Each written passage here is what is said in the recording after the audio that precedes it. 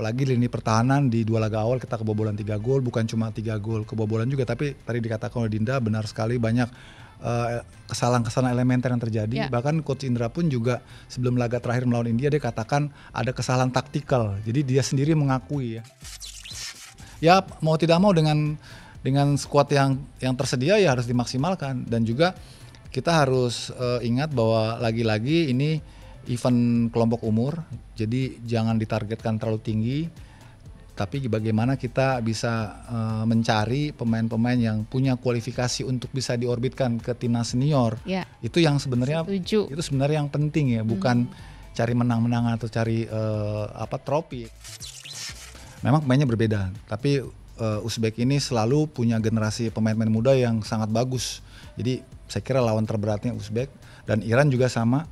Iran nih selalu punya pemain-pemain muda yang luar biasa di setiap kejuaraan, khususnya untuk U20 ya, karena ini kan menjanjikan tiket ke Piala Dunia kan.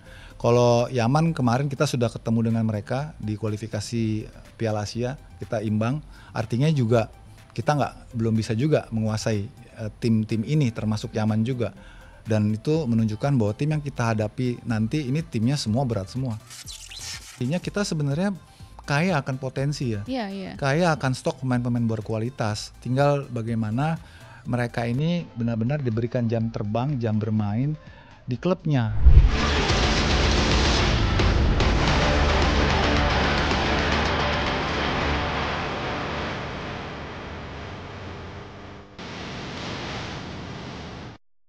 Halo, jumpa lagi di Soccer Lover. Kali ini kita akan ngebahas performa Timnas Indonesia U20 di turnamen Mandiri Under 20 Challenge Series 2025. Hasil kurang memuaskan diraih tim besutan Indra Syafri dengan torehan 1 kemenangan dari 3 laga. Ya, hasil ini memang cukup mengecewakan karena turnamen mini ini sebagai pemanasan jelang perhelatan Piala Asia U20 yang digelar di Cina 12 Februari hingga 1 Maret 2025. Dan untuk lebih jelasnya kita akan mengulas bersama pengamat sepak bola Yusuf Kurniawan alias Bang Yuke. Halo Bung, apa kabarnya? Baik ya, aman ya malam ini ya? Aman, menang soalnya aman jadinya. Aman ya. Nah Bung, gimana sih Bung Yuke ini melihat performa Indonesia di turnamen Mandiri Under 20 Challenge Series 2025? Iya, secara overall memang kurang memuaskan ya. Kalau rujukannya adalah hasil, jelas ini bukan hasil yang diharapkan. Kita 3 kali main, 2 kali kalah, sekali menang. Beruntung kita pertandingan tadi kita lihat melawan India di laga terakhir kita bisa menang. Itu diharapkan bisa menjadi moral kebangkitan menjelang laga di Piala Asia nanti ya. Tapi kekalahan di 2 laga sebelumnya tentu menjadi catatan yang saya kira harus benar-benar menjadi evaluasi mendalam, karena lawan-lawan yang nanti kita hadapi di Piala Asia yang sesungguhnya jauh lebih kuat dari ini. Anyway, kalau dilihat dari rangkaian persiapan tim ini memang boleh dibilang tim U20 kali ini persiapannya cukup panjang ya. Kalau dirunut dari tahun 2024 saja sampai sekarang memasuki awal 2025, mereka sudah persiapan hampir setahun kalau boleh dibilang. Bahkan pertandingan pertama mereka dari Maret, kemudian mereka sampai mendapatkan beberapa istilahnya event-event yang mereka jalani ya, seperti Tolong di Perancis, kemudian AFF itu sendiri kita berhasil menjadi juara, kemudian di Seoul Cup juga, dan sekarang di Challenge Series. Jadi memang tim ini sesungguh-sungguhnya disiapkan untuk tujuan yang paling tinggi ya, yaitu lolos ke Piala Dunia. Karena sebelum-sebelumnya juga kita pernah sampai di putaran final Piala Asia, tapi ini memang sudah lama sekali, dan momentum sekarang dengan persiapan yang sangat panjang, saya katakan persiapannya mewah ya, karena TC-nya ini luar biasa ya, di Eropa, di Asia ya, bahkan pemain-pemainnya juga sudah banyak bertumbuh ya, membuat harapan publik jadi memang sangat besar sama tim ini. Tapi inilah sepak bola, namanya pemain muda, ada masa-masanya up, ada masa-masanya down. Cuma yang menjadi kekhawatiran publik ini terjadinya justru menjelang kejuaraan sesungguhnya nanti di Piala Asia. Oke, menarik banget ya. Bung Yuki sebelumnya boleh maju sedikit ke depan biar Oke. lebih kelihatan, lebih kedengeran suaranya. Ya, oke. Nah, ini Indonesia akhirnya meraih kemenangan di laga pamungkas Iya. melawan India ya, Bung Yuki ya. Ini gimana sih menurut Bung Yuki? Kayak masih ada yang kurangkah Indonesia cukup menguasai jalannya pertandingan kan ya? Iya, memang dari Challenge Series ini praktis India adalah tim yang terlemah ya. Mereka dibantai oleh Jordan, oleh Syria. Jadi Iya. kalau kita nggak bisa memanfaatkan momentum untuk bisa mengalahkan mereka juga, itu yang akan jadi big question sebetulnya sih. Dan terbukti tadi dalam pertandingan kelihatan sekali kita sangat dominan ya, banyak sekali peluang yang tercipta dan pada akhirnya terbukti kita menang telak juga. Ini sebenarnya hasil yang sangat bagus. Boleh dibilang ini campaign positif menjelang laga sesungguhnya nanti di Piala Asia, di mana kita akan ketemu tim-tim kuat ya, terutama melawan Uzbek dan Iran. Jadi kemenangan ini memang sangat dibutuhkan. Setelah kita mengalami 2 kekalahan di mana kita nggak mencetak gol sama sekali, sekarang kita banjir gol. Tapi memang kalau dilihat dari kuat teknis, kekuatan lawan yang kita hadapi melawan India memang berbeda sekali dengan lawan yang kita hadapi 2 laga sebelumnya, yaitu Syria dan juga Jordan yang memang sangat kuat sekali. Ini yang saya pikir menjadi gambaran ya, nanti kita akan menghadapi lawan yang sama ya, terutama Uzbekistan merupakan juara bertahan. India juga salah satu tim Iran juga yang tim gak yang sangat lulus kuat. di U20 ya. Betul. Oke. Nah ini seru banget nih kalau ngebahas ini ya. Ini lini belakang sempat menjadi sorotan 2 laga awal nih Bung Iya. Yuki dengan kebobolan 3 gol ya. Bahkan lini belakang ini banyak melakukan kesalahan. Kira-kira apa sih yang harus diperbaiki menurut Bung Yuki? Iya, memang suka tidak suka kita harus akui bahwa kedalaman tim kita secara umum ya, bukan saja di pertahanan, memang agak tipis gitu ya. Jadi agak sulit memang bagi Coach Indra Safri untuk bisa membuat tim ini stabil ya dalam konteks unitnya utuh, kemudian unitnya merata gitu, memang harus diakui belum didapatkan oleh Coach Indra. Apalagi lini pertahanan di 2 laga awal kita kebobolan 3 gol, bukan cuma 3 gol kebobolan juga, tapi tadi dikatakan oleh Dinda benar sekali banyak kesalahan-kesalahan elementer yang terjadi. Ya. Bahkan Coach Indra pun juga sebelum laga terakhir melawan India dia katakan ada kesalahan taktikal. Jadi dia sendiri mengakui ya, Jadi ini tidak based on dari performa pemain saja yang belum memuaskan, tapi juga pelatih mengakui ada kekeliruan taktikal. Karenanya mungkin di laga terakhir melawan India kelihatan sekali ada sedikit perubahan ya dari cara main, karena kita sebelumnya bermain dengan 3 back terus 4 back dan sekarang sepertinya akan semakin mantap dengan 4 back. Ini yang saya kira membuat keseimbangan kita menjadi lebih baik. Mungkin di laga-laga berikutnya nanti di ajangnya sesungguhnya di Piala Asia U20 memang sebaiknya kita bermain dengan 4 back, karena dengan 3 back kelihatan sekali kedalaman lini pertahanan kita nih belum mumpuni ya, sehingga kita perlu back four plate ataupun back sejajar yang memang compact ya secara garis pertahanan, sehingga bisa lebih kuat lagi dalam menjaga kedalaman gitu. Iya, berarti 4 back itu udah strategi yang bagus banget ya berarti ya. Untuk usia muda memang para pemain kita bahkan sejak SSB ya, mereka sudah dikenalkan dengan filosofi Villanesia yang notabene memang berpaku pada pertahanan 4 back di 4-3-3. Ini gaya-gaya Belanda dulu kan 4-3-3, dan kelihatannya sekarang auranya akan kembali ke Belanda karena mungkin pelatihnya Belanda, pelatih kepalanya, dan buat para pemain kita nggak terlalu sulit untuk bermain itu karena mereka sejak dari kecil memang dikenalkan dengan permainan 4-3-3 dan kelihatan tadi keseimbangannya terjaga sekali, sangat baik gitu loh. Iya. Nah, selain itu sorotan ini juga tertuju di lini depan yang tak bisa mencetak gol ya Bung Yuki ketika berhadapan dengan Yordania dan Suriah. Kenapa sih hal itu tuh bisa terjadi? Apakah kurangnya supply gitu dari lini tengah atau memang nggak ada sosok predator dari lini depan? Iya, pertama memang supply ke depan sangat minim ya, kelihatan sekali lini tengah kita berganti-ganti, belum ada pakem pemain ataupun pairing yang tepat. Tony Firmansyah selalu bertukar berbagi peran juga dengan gelandang-gelandang yang lainnya, tidak ada puzzle yang baku ya, sehingga terus masih mencari bentuk terbaik, kadang-kadang dipasangkan dengan Dennis Vigo, dengan Aditya, jadi berganti-ganti. Dan kedepannya juga supply-nya sangat kurang, di samping alasan lain juga karena Jens Reven yang kita tahu memang andalan kita saat ini tidak dalam kondisi fit ya, karena dia juga datang ke sini dalam keadaan yang cedera.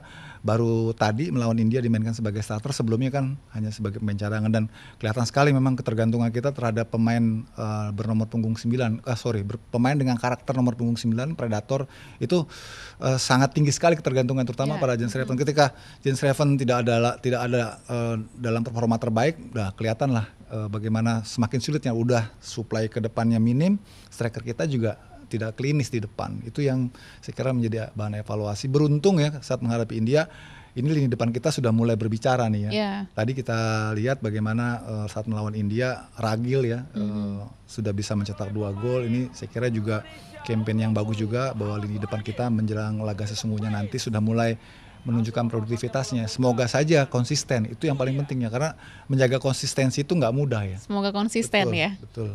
Oke, ini kita bahas Jens Reven, ini menarik sekali ya Bung ya. Biasanya kan jadi pembeda di lini serang ya. Iya. Tapi faktor cedera ini ngebuatnya si Jens Reven ini harus minim bermain dan tidak mencetak gol di ajang ini nih sama sekali. Apakah tim Garuda ini sudah terlalu tergantung dengan sosok Jens Reven? Gimana, Bu? Iya, kelihatannya sih memang sejauh ini ya begitu ya. Sebetulnya masih ada striker lain ya, seperti Arkan Kakak, tapi ya Arkan kita tahu tidak konsisten. Kemudian Ragil pun juga sebenarnya bisa dimainkan di posisi Jens Reven, tapi tampaknya sayang kalau Ragil dimainkan di posisi 9, sementara dia punya kemampuan untuk bergerak sangat baik. Jadi ketika dia dimainkan bareng dengan Jens Reven, hasilnya akan jauh lebih baik, dan terbukti ya di laga melawan India dia dimainkan bersama Jens Reven, dan memang talk chair ya, karena tipikalnya memang berbeda nih, walaupun sama-sama predator, tapi Ragil tuh punya kelebihan dalam melakukan penetrasi, akselerasi dari sektor flank. Itu berbeda sebenarnya tipenya dengan Jens Reven. Jadi kita sebenarnya hanya punya Arkan Kakak yang boleh dibilang tipenya sama ya. Tapi Arkan pun juga kan sejauh ini belum sesuai dengan harapan ya. Kelihatan kita masih sangat tergantung sama Jens Reven. Masih tergantung ya, masih jadi harapan lah ya buat kita ya si Jens Reven ini ya. Ini di beberapa laga ini timnas Indonesia U20 berusaha bermain dengan strategi terbuka ya Bung ya.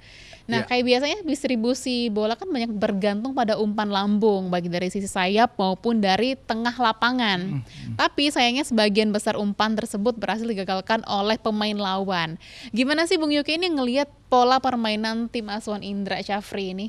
Iya, di challenge series ini memang kalau saya perhatikan seluruh pemain yang dibawa sudah dicoba dimainkan, diturunkan ya. Artinya memang ini adalah boleh dibilang event tapi seperti friendly match ya, untuk mengukur kesiapan semua pemain yang dipanggil sebelum tim pelatih Coach Indra menentukan pemain-pemain utama yang akan dibawa ke Piala Asia nanti. Jadi tidak bisa dilihat secara utuh sebenarnya, karena setiap game itu komposisinya berubah-berubah ya.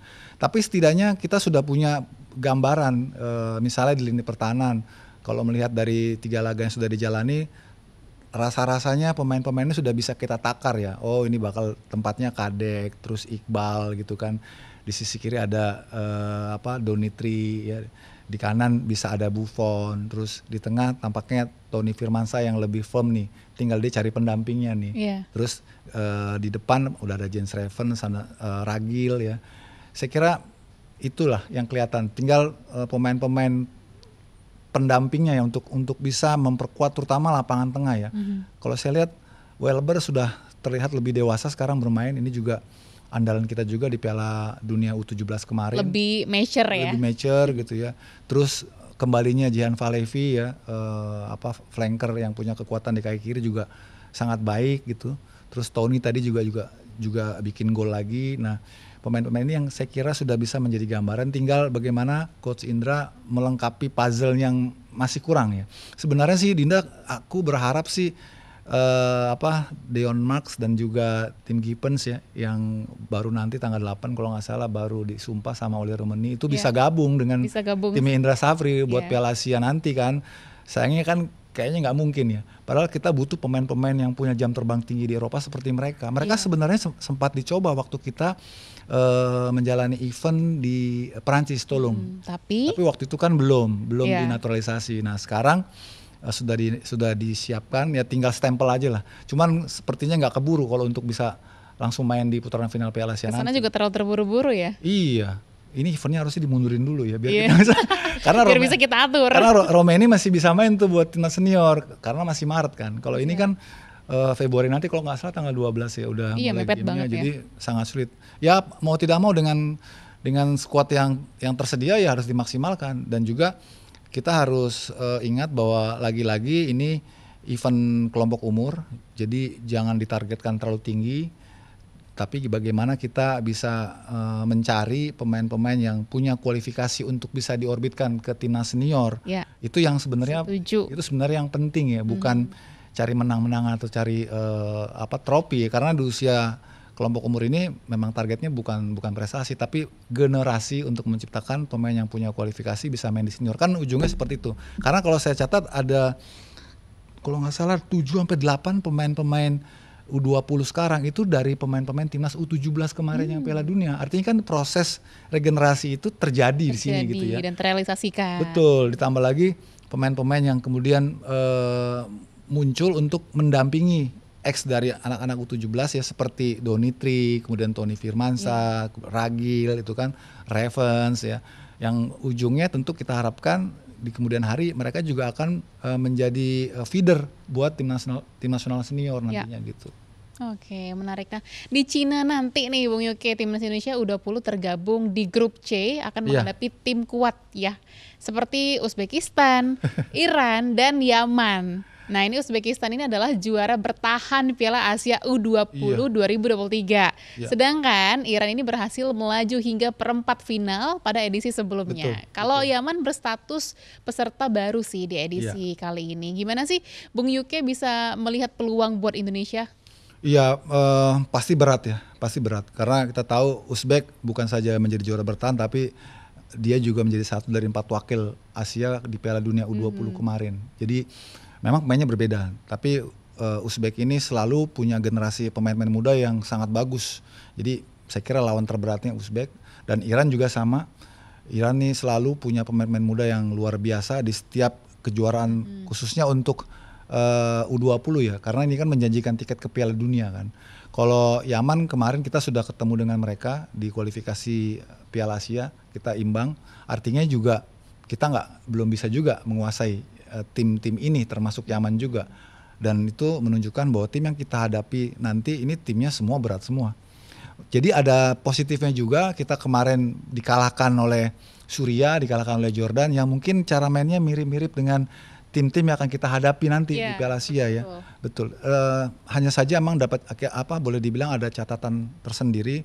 Tim-tim kita itu, terutama yang kelompok umur ya, atau tim-tim senior era sebelumnya, kalau ketemu lawan-lawan dari Asia Barat gitu ya sama Asia Tengah itu lumayan sulit ya, karena kita tahu mereka punya strength yang bagus, posturnya juga sangat tinggi gitu ya, dan kita sangat sulit untuk meladeni bola-bola crossing mereka. Saya kira ini mungkin sudah dianalisa oleh tim pelatih ya, bagaimana caranya untuk bisa mengatasi kekuatan mereka. Yang perlu dilihat ataupun juga dinilai mungkin bukan bagaimana tim Indra Safri saat ini ataupun di Challenge Series ini tidak memuaskan, tapi bagaimana dia bisa menghasilkan poin yang bagus saat bermain di Piala Asia nanti, kan yang diukur itu. Kalau sekarang banyak orang yang mencibir gitu ya, skeptis, ini timnya Indra Safri kayaknya sulit ya, bakal jadi bulan-bulanan gitu ya. Ya itu saya kira ketika tim ini sudah berangkat gitu ke Cina untuk berjuang, kita harus melupakan semua yang sudah terjadi. Bagaimanapun ini merupakan pemanasan ya, dan kita harus bersatu untuk memberikan dukungan. Ingat ya, kita itu selalu punya kemampuan untuk bersaing di kelompok umur. Dari usia 16 kita pernah jadi juara di Piala AFF, kemudian U19 juga gitu ya, U22 juga kita pernah. Di SEA Games kemarin juga Coach Indra menangani tim Indonesia juga juara SEA Games gitu ya. Jadi kita kalau untuk kelompok umur kita masih bisa bersaing nih, masih bisa compete lah. Jadi nggak usah terlalu khawatir juga gitu. Gitu sih. Iya, berarti dengan jadi kata lain pembinaan di usia kita bagus ya, Bung ya? Iya betul. Artinya kita sebenarnya kaya akan potensi ya. Iya. Kaya akan stok pemain-pemain berkualitas. Tinggal bagaimana mereka ini benar-benar diberikan jam terbang, jam bermain di klubnya. Karena kadang-kadang klub-klub kita itu lebih mengutamakan pemain senior karena mereka ingin prestasi kan. Jadi akhirnya pemain-pemain muda kita jarang diberi kesempatan. Padahal pemain-pemain muda inilah yang akan meneruskan tongkat estafet seniornya, terutama di timnas senior kan. Itu yang saya kira harus terus dikampanyekan kepada klub-klub, harus berani menurunkan pemain-pemain muda karena mereka juga bisa bersaing kok untuk melawan melawan pemain-pemain senior lainnya. Dan terbukti pemain-pemain yang saat ini ada di skuad Indra Safri juga sudah sering tampil di klub mereka masing-masing di level senior gitu.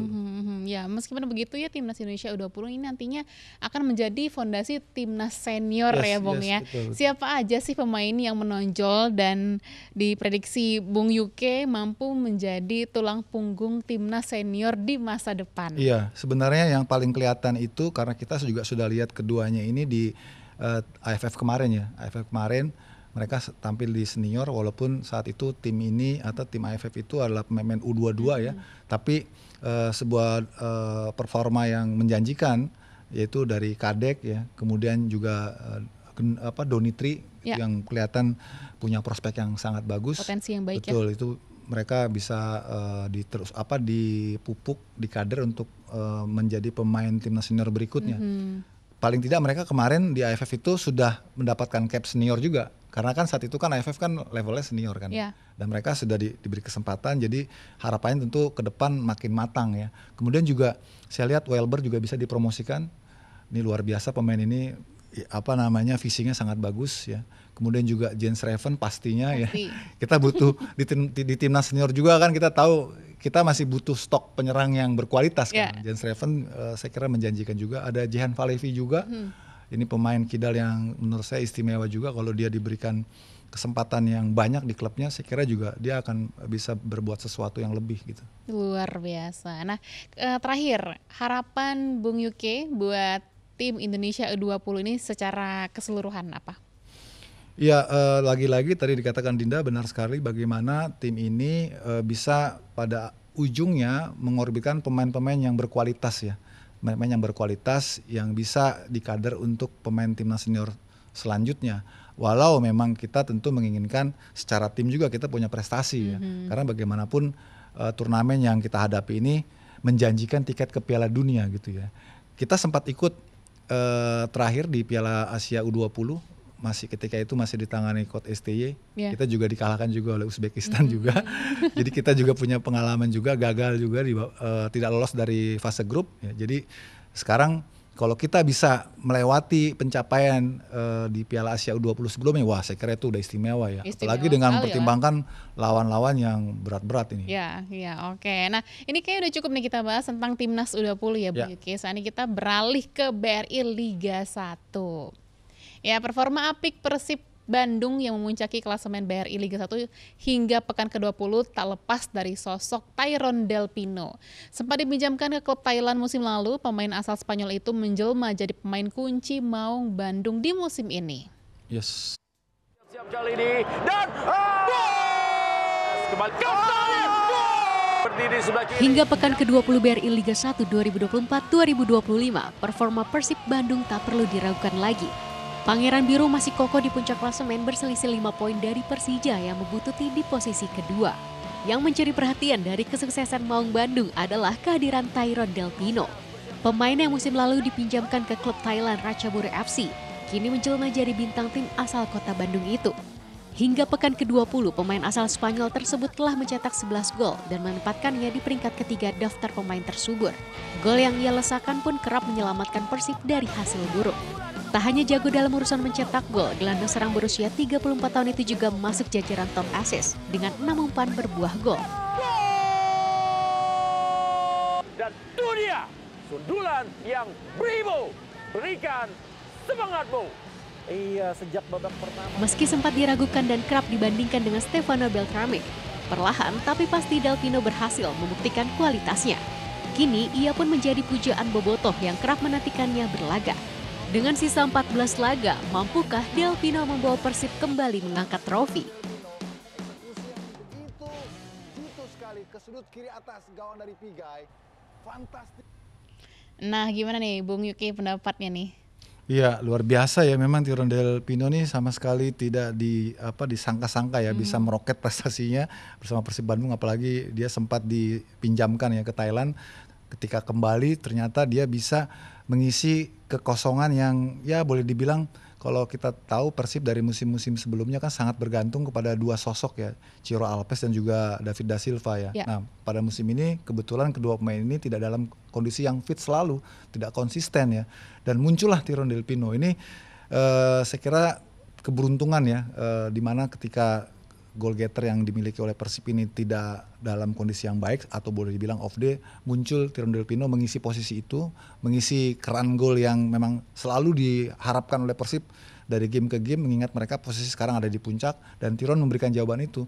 Bahkan nggak tanggung-tanggung ya, 11 gol 6 assist, artinya dia terlibat dalam 16 gol Persib pada musim ini. Bandingkan dengan David da Silva yang musim lalu sudah mencetak 30 gol, tapi musim ini dia sempat mengalami cedera dan tidak selalu tampil sebagai pemain utama karena tidak dalam kondisi fit, baru bikin 5 gol. Kemudian juga Ciro Alves musim lalu 17 gol, sekarang baru 5 gol. Jadi benar-benar kalau tanpa kehadiran Tyrone Del Pino ini semakin miskin sekali produktivitas Persib karena hanya mengandalkan dua pemain tadi.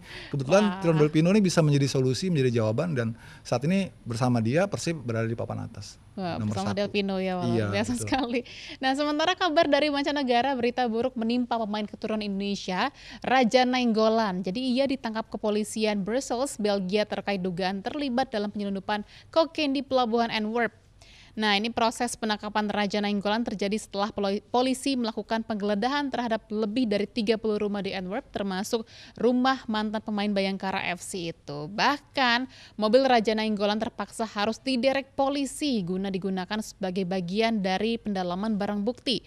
Namun 2 hari berselang, Nainggolan telah dinyatakan bebas bersyarat. Nih, gimana? Bu Yuki sempat denger nggak kabar yang hangat ini? Iya, benar, sempat ramai juga ya di lini masa. Ramai banget. Apalagi dia pernah main di sini ya, dan kita sangat kenal sekali sosoknya dulu saat bermain buat Roma, buat Inter, sangat luar biasa. Ini pemain yang punya determinasi tinggi ya, dan juga punya kultur Indonesia juga kan, dari Sumatera Utara kan, Nainggolan. Jadi sangat disayangkan memang ya. Beruntung sejauh ini ternyata belum terbukti ya. Jadi saya kira memang ini potret ya bagi pemain-pemain yang dulu memang berjaya gitu ya di Eropa dan dimanapun lah. Di Brasil juga ada pemain-pemain yang dulunya luar biasa cemerlang ya, kayak Ronaldinho gitu ya. Tiba-tiba di masa pensiunnya banyak tersandung kasus gitu ya. Sayang ya. Sayang. Jadi tapi ya inilah sepak bola ya, tidak lepas dari banyak kehidupan dan dimensi lain ya. Ya kita harapkan saja yang terbaik lah buat Raja Nainggolan, karena bagaimanapun nih ada berbau-bau Indonesia nih soalnya nih. Iya, kayak rada gak enak gitu ya buat dengarnya. Tapi yaudahlah, namanya juga kehidupan ada ups and downs ya. Iya, betul. Oke, ini menarik banget pembahasan kita kali ini, tapi kayaknya cukup nih. Terima kasih banyak Punyuke Sama-sama, atas Dinda. waktunya, mudah-mudahan bisa sering main ke Soccer Love. Siap. Ya, kita jumpa lagi di lain waktu. Sampai jumpa.